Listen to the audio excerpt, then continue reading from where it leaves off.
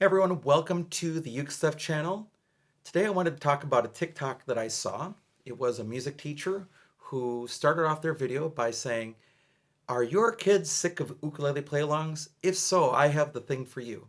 And I responded initially just to say, hey, I've got a free index of many ukulele play-alongs. I won't say all because there's creators that I don't know, but I've tried to get as many as I can on there that you can go to the ukestuff.info website, go to the video playlongs, and go down to the searchable indexes for GCA and DGBE ukulele.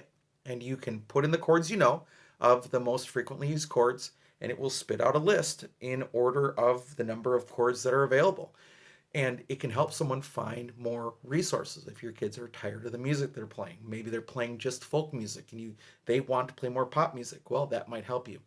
But the teacher is also using this as an opportunity to talk about a board game that they had created for the ukulele in Teachers Pay Teachers, which I bought. It was $1, so it was, basically nothing. So I was happy to buy it and to see what it was. But to be fair, I didn't really like some of the things that the students were asked to do in the board game. One was like act like a rock star. And the last thing I want is kids swinging around ukuleles and things like that. So I sat down and I decided to make my own. And I have those here today to just show you really quickly. And thankfully I'm not using the blue screen or green screen feature today because it would not show up with this. I made a completely different board game. Yes, it's her original idea, but I've changed it to my own complete different thing.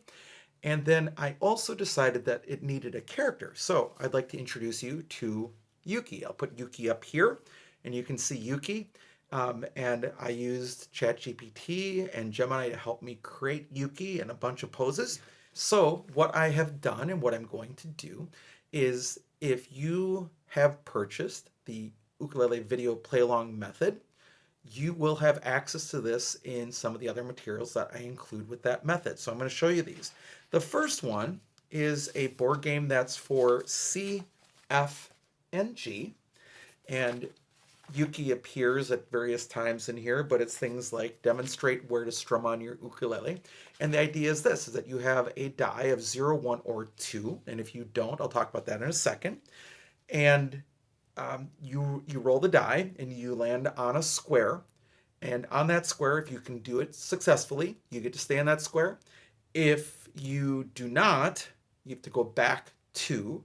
And then there are spots that send you to the beginning, or you get to choose somebody else to send to the beginning, things like that.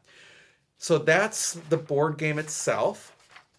I'm going to be printing it on poster paper in the district and laminating those and then doing small group work with it. I like the idea. Even though I don't have any problem with the ukulele videos, obviously I make them, right?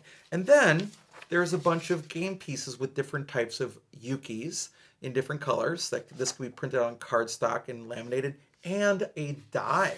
So you can actually cut out a die if you don't have one. Now, incidentally, on Amazon, I found a 10-pack of 0, 1, or 2 die for less than $10. I think it's a little over $10 shipped. So I bought a set of those too, because if you have 3 or 4 kids playing the game in a spot with their ukuleles, 10 die is enough for my largest class in 5th grade. So that works out pretty well. So that is the board game for C, F, and G.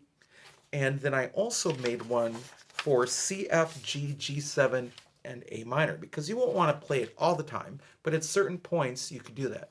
Now, in my own approach to ukulele, I teach C, F, and then G. I understand that there are a bunch of teachers who only teach one finger chords, so students are learning C, A minor, F9, C7. They're learning chords like that, or they're learning just 1 and 2 finger chords, so like C and F and C7. The problem is there's not a whole lot of songs that are available for that. If you do the search on my website, at ukestuff.info, and you look at the play along search, you'll see that if you choose just those 1 finger chords, there's not a whole lot of options out there because people don't write songs with just 1 chord or stay in that particular key.